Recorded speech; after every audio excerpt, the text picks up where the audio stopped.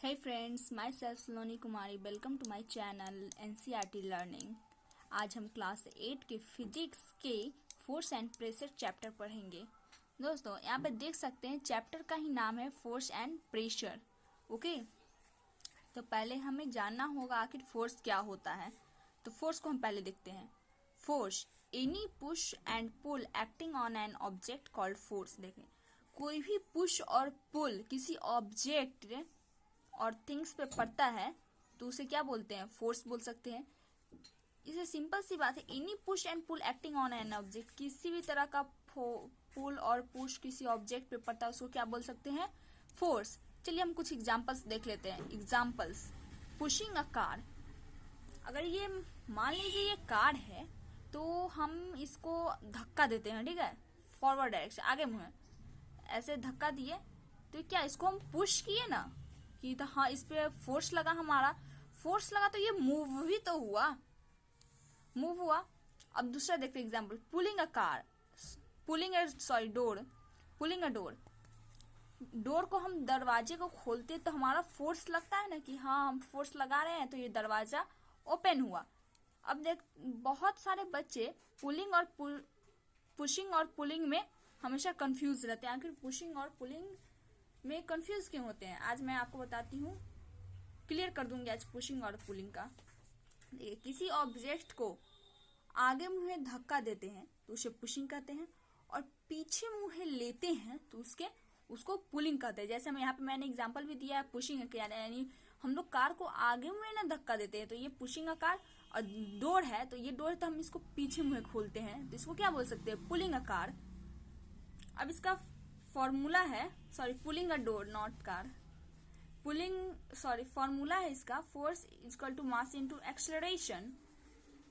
अब देखते हैं फोर्स मास इनटू एक्सेलरेशन। अब आपके दिमाग में चल रहा होगा क्या, ठीक है, हाँ फोर्स मास इनटू एक्सेलरेशन क्यों। देखिए, किसी भी ऑब्जेक्ट है, ये ऑब्जेक्ट है तो इसका कुछ मास होगा, जैसे ये 10 ग्राम हो सकता है, 20 ग्राम हो सकता है, और acceleration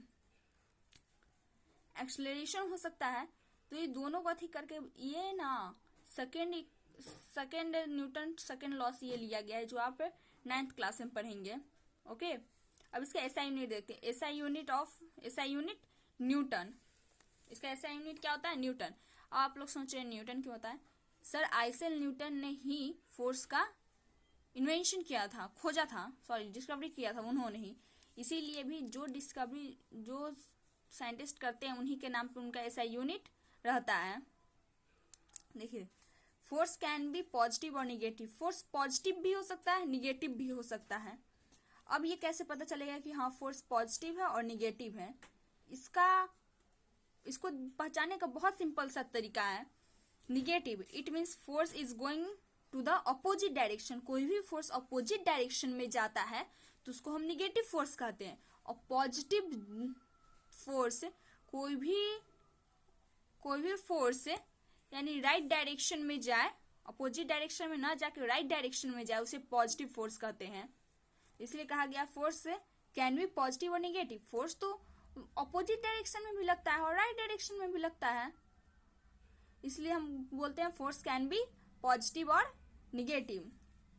it is vector quantity, ये वेक्टर क्वांटिटी होता है। आप पूछेंगे भाई वेक्टर क्वांटिटी कैसे होता है, क्योंकि both magnitude and direction, vector quantity both, क्या वेक्टर क्वांटिटी से आप क्या समझते हैं, जिसके पास मैग्नीट्यूड हो और डायरेक्शन हो, इसीलिए फोर्स को कहा गया है, ये क्या हो सकता है, फोर्स हो सकता है, वेक्टर क्वांटिटी होता है। It is indicated by F. Force को इंडिकेट क्या चीज से करते हैं हम लोग, एफ से, कैपिटल एफ से।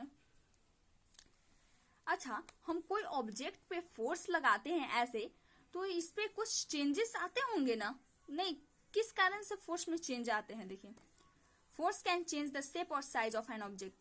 फोर्स किसी भी ऑब्जेक्ट का शेप एंड साइज चेंज कर सकता है। क्या आप एग्जांपल बता सकते हैं, shape and size, force can change shape and size का एग्जांपल? जैसे वो क्या बोलते हैं, आटा गूंदा जाता है तो उसमें वाटर रखा जाता है, तो उसका क्या हम लोग हाथ से ऐसे करते हैं तो उसका शेप एंड साइज भी चेंज होता है। रबर बैंड है, रबर बैंड को हम लोग खींचते हैं तो उसका साइज चेंज होता है। तो इसीलिए कहा गया force can change shape and size of an object. अब है it can change motion of an object. Force motion भी चेंज कर सकता है ऑब्जेक्ट का। Okay, it can change the direction of an object. Direction भी चेंज कर सकता है। आप पूछोगे कैसे? अगर ये इस डायरेक्शन में है तो ये नॉर्थ है, ये साउथ है, ये नॉर्थ है, ये साउथ है, तो हम इस पे फोर्स लगाएं तो ये डायरेक्शन किस साइड हो गया? ईस्ट और वेस्ट में हो गया। तो इससे क्या पता चला? हाँ, इस पे हम फोर्स लगाएं तो डायरेक्शन भी चेंज किया है। May make an object move from rest, यानी कोई भी ऑब्जेक्ट रेस्ट में है तो इसमें हम फोर्स लगा के इसको मूव में भी तो ला सकते हैं। जैसे कि मैंने यहाँ पे भी आपको एग्जांपल दिया पुशिंग अ कार, तो इस पे हम फोर्स लगाए हैं जिसकी वजह से ये मूव किया। तो ये पहले रेस्ट में था तभी ना हम इसको, सॉरी पहले रेस्ट में था कार, सपोज की रेस्ट में था, हम इसको हम पुश किए तो ये क्या, इसमें मूवमेंट आया। तो इसीलिए यहाँ पे एक बात क्या गया, force can change object move from rest, may make and move object move from rest. ठीक है, आपको ये फोर्स टॉपिक क्लियर हो गया होगा। आप मुझे कमेंट सेक्शन में एक आंसर देना, which is the strongest force. Okay, comment section में लिखना ना भूले। थैंक यू, मिलते हैं नेक्स्ट वीडियो में।